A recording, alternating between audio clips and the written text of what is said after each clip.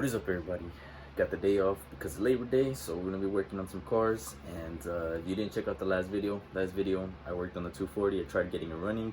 Go ahead and check out that video, give me some feedback. As far as today, we're gonna be working on the Civic, and we're gonna be working on suspension, which is something that the Civic really needs. Now, I wish I could just take out all the suspension and just splurge on brand new suspension, everything, but we're not there yet. So we're gonna take it little by little. And something that the Civic really does need in order to drive is ball joints. The ones that were on the Civic are completely blown out, so I went ahead and picked some up. Starting today with the front upper control arms that come with a fresh new bushing. I went ahead and picked up Hardrace upper control arms. That's pretty much what I got recommended on the Facebook forums or Facebook groups. And apparently they're a lot more closer to being like an OEM style type of suspension. And also, I really like the color blue, and these are blue, so I just thought it looked sick under the car. I already installed one side on the Civic, so that's why there's only one upper control arm, but this is basically it. Very nice. The brand new bushing. Something that does change with this one compared to like the stock suspension is this one is now like a pipe, or like there's like a little round structure instead of the other one that I believe is just pressed. It's almost just like a mold, so it's a little bit weaker. This apparently is a bit stronger, so that's nice. Comes with this to connect these two, which I'll explain once we're outside. Something that I think was really cool is it comes with like zinc hardware. This is like something that you're always hearing all the YouTubers talk about. The zinc this, zinc that. So I don't know, I thought it was cool. And then obviously your little cotter pin for your castle nuts.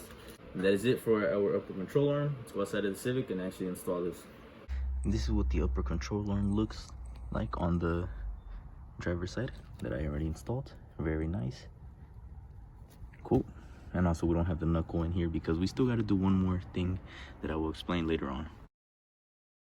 Now that we got the wheel off, you could basically do it in whatever order you want. It doesn't really matter. At the end of the day, you're just removing stuff. Start out by removing the CV axle nut. If you're doing this for the first time, your CV axle nut might be a lot harder to take off than mine was. Mine was barely even put on. If you can't get this off, just get like a really long breaker bar and then just try your best, or if not, take it to a tire shop and then have them loosen it off so that you can take it off once you're at home. Next thing I'm gonna do, I'm gonna go ahead and remove the brake caliper. We have one bolt right here and then one bolt at the bottom. Take off these two bolts, and at that point my brake line should be long enough to just sit on the floor.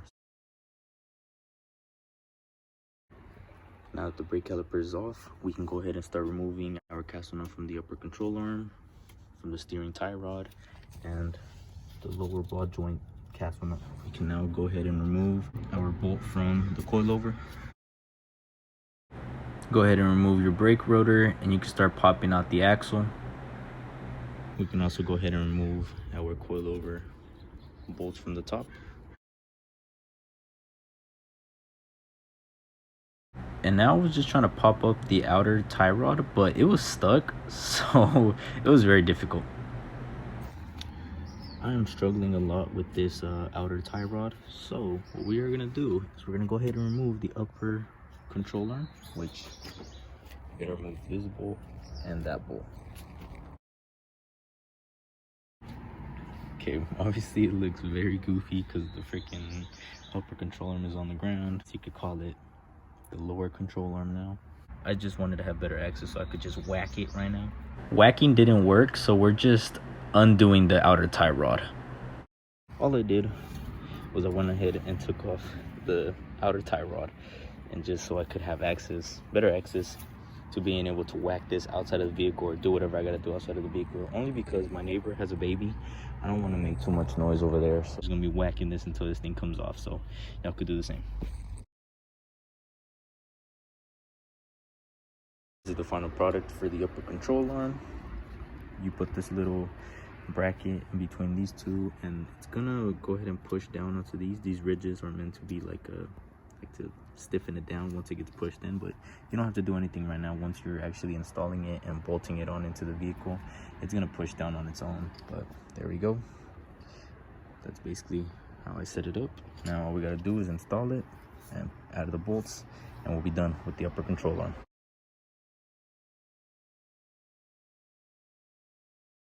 went ahead and bolted up the coilover back into place just to kind of keep the geometry in place while this thing sits. But we got our new upper control arm installed. I don't know if I'm supposed to bolt down the nuts super tight or just leave it kind of loose so that it's able to bounce up, but there she is. She looks very nice. I don't like how the red and the blue look. I feel like it kind of clashes, but we're not being picky around here.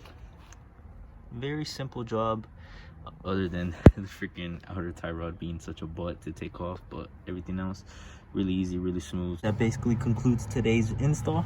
As far as the other ball joint, we're going to be doing that in the next video, so we're not quite done with this project of suspension, but we are getting closer. So I'm gonna go ahead and clean up and I'll catch you guys inside. I filmed this video about 2-3 months ago and I didn't explain the angle for the upper control arm. If you're doing this to your car and you have your original upper control arm, just go ahead and match up the angle, tighten the bolts down and install it that to your vehicle. The upper control arm is not supposed to rotate. It's supposed to just stay at a specific spot, and the bushing will just add resistance and it'll just stretch to wherever it has to go depending on the coilover and the way it's traveling up and down. Just kind of keeps everything in place. So I will be doing that in the next video. If you want to see exactly how I do that, stay tuned, subscribe, turn on post notifications so you don't miss out exactly how I do the final install for the upper control arm. That's basically it for the suspension talk for this video.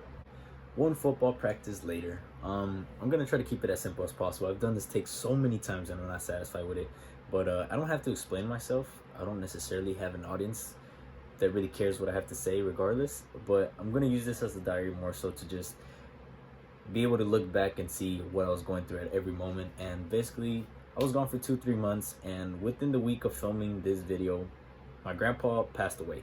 And my grandpa, he was like another dad to me. He was like my best friend.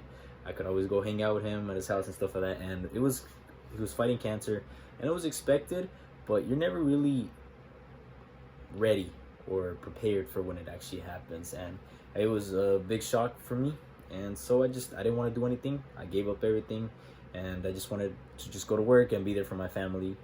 And I just want to let y'all know, if any of you guys are going through anything like that, it's okay to not be okay. I'm one of those people that is very, just put my head down and just push forward whenever any problem arises. I hate showing any emotion. I'm very stoic when it comes to things like that, but this one really did, just shut me down. And if any of you guys are out there that are going through anything like that, it's okay to feel down, but know that that's just how life is. And eventually you're gonna have to, just suck it up. Even if you're still hurting, you're just gonna have to keep pushing forward, because that's just how life is. You always gotta, it's okay to feel down, but know that you still have a life to live, and we have very limited time to be alive. So every day we have to be living it to the absolute best that we possibly can. I have a lot of goals, and some of them included him.